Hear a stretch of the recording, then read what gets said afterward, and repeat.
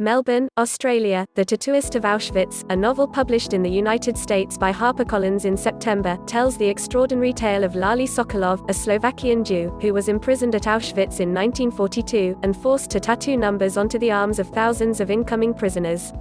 At the camp, Sokolov met a Slovakian girl, and they fell in love.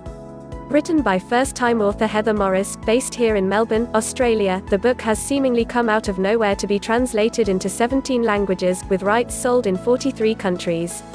In the United States alone, there are 500,000 copies in print, and the book just hit No. 1 on the Times paperback fiction list. What's most extraordinary about this unlikely love story is that it's mostly true. The real-life Sokolov was a tattooist at Auschwitz, and he met Gita Furman there. The couple later married and moved to Melbourne, Australia, where they raised a son. Morris interviewed Sokolov over several years before his death in 2006, and initially wrote a screenplay about his life. She later turned the screenplay into a novel. An additional information section at the back of the novel offers basic facts about the real story, and adds gravitas to the book. Interestingly, the section raises questions about how we talk about what is true in a novel based on a true story. Does truth lie in the small details or the large events? Who is the arbiter? And what does fiction gain when it is said to be based on truth?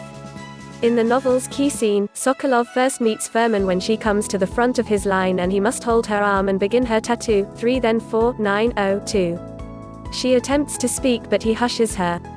Then he looks into her eyes and falls in love. From this key moment, everything follows. In the additional information section, Morris writes that 34,902 was in fact Furman's number. But as it turns out, it's not. In a 1996 interview with the USC Shoah Foundation, Furman said her number was 4,562. Other evidence from her own account and from the archives at the Auschwitz-Birkenau Memorial and Museum supports her claim.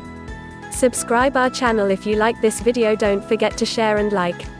If you want to buy this book in Amazon, so link is available in description.